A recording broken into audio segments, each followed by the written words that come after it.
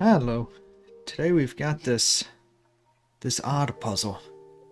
That's actually what it's called. This is Odd by Hirokazu Iwasawa. It was the International Puzzle Party Grand Prize winner back in 2008. You can see it's called Odd because these pieces loosely spell out the word odd. Pretty simple objective here. Just get these three pieces into this box, which has a restricted opening. This one is on loan to me, and it's been requested after I solve it to put a little doodle on there. So I think that's what this is here, is the person before me left their marks, so to speak. Yeah, so I'm just gonna jump right in. Without further ado, let me start the timer. Boom. Okay, we're going. Alright, so with these packing puzzles, what I've kind of learned to do is just see how the pieces fit individually, see what kind of arrangements they can go in.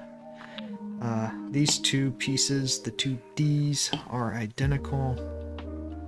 At least they look identical. I'm going to assume they're identical. And then the O has these fun notches. These have these notches. I can only suspect they are going to be important. So let me just start with these. So you cannot go straight in like this. Can go like that. Go in this way. I'm suspecting that these notches are going to be required to do some fun rotations once I'm in the box like this. So I'm thinking I'm going to want the notches kind of vertical here. So I don't think I'm going to end up having it down like this in there, which would enable me to rock a little bit, but probably not too helpful in the scheme of things. Anyway. So if I wanted it like that, I can go in this way and rotate it. Can I also, let's see, pivot it, rotate, yep. So I can also kind of turn it like that. Okay. So in any event, I've got a few options to get this like that. If it's upright, ooh, doesn't quite fit under the lid here. So we know it's not going to go upright. Oh, I lied. Well, I guess there's multiple uprights, but the two notches could go down. But again, I don't suspect that's going to be the case, because those notches aren't going to be used too much. Okay, so that's those pieces. This guy can clearly drop straight on. Then going like this as well. It's pretty symmetrical, so that's really about all that matters. Suppose if I wanted it rotated around easily, and I can, oh, I just took it out that way, so obviously I can get it in that way. So if I need to, I can go straight down, pivot it downward. Okay. So nothing too surprising yet with this guy. The other thing I like to do is try to sort out which piece has to go last. So if I put this one, this piece is pretty gigantic. So if that goes in first, then I put in one of these. Is there going to be any way for this guy to squeeze in? I suspect not. Let's turn this here. The other thing I'm not sure is if these are the same size. It looks like they are. The two lips here, I think, are the same size. Okay, so where was I going? So if this one's in first... Oof, so if it's long ways here, I don't think I'm going to be able to get anything in. Not even close. If it's this way,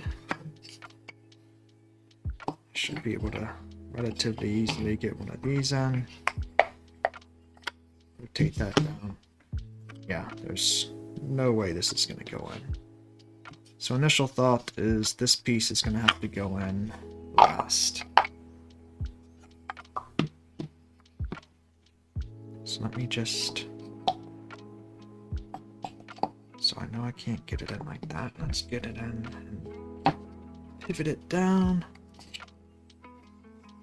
Maybe. Okay. Not much room for this guy to go in. So... So I'm thinking these are gonna have to go side by side, and then this guy can squeeze in here, kind of pivot itself down. So let's stick with that theory.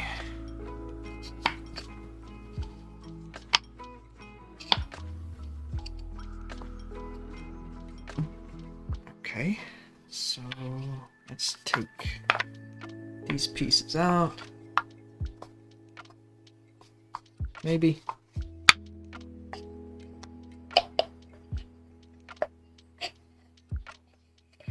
There's one out. And there's two. So if they go side by side, they don't fit this way. They could fit. I'm actually not sure if they could fit that way. They could. Actually, I want to go this way. And they fit this way.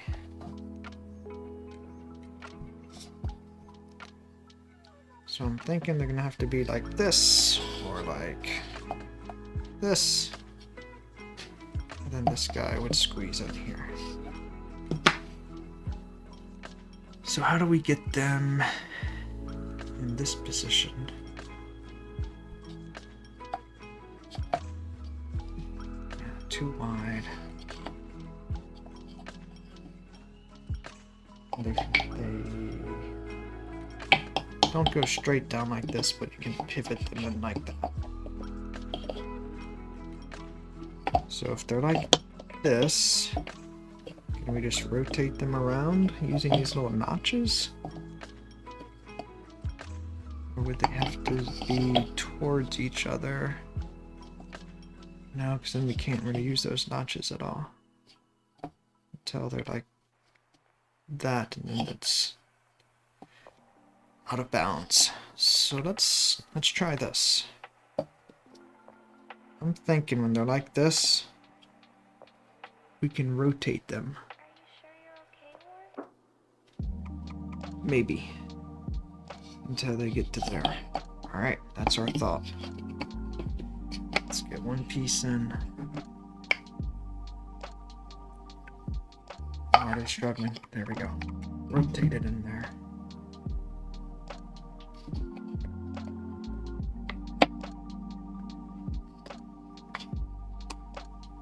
Alright. So, can we start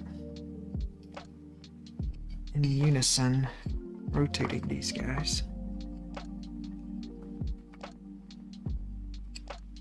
Maybe? Perfect. Now we can go farther. If this works. Oh, it already looks like it's working. So let's say if this works, this will be one of the first times an initial prediction was correct. Look at that. Easy peasy. Watch this piece like not fit now. Ha! Boom. 9 minutes. Well, that's a clever little design. That was fun.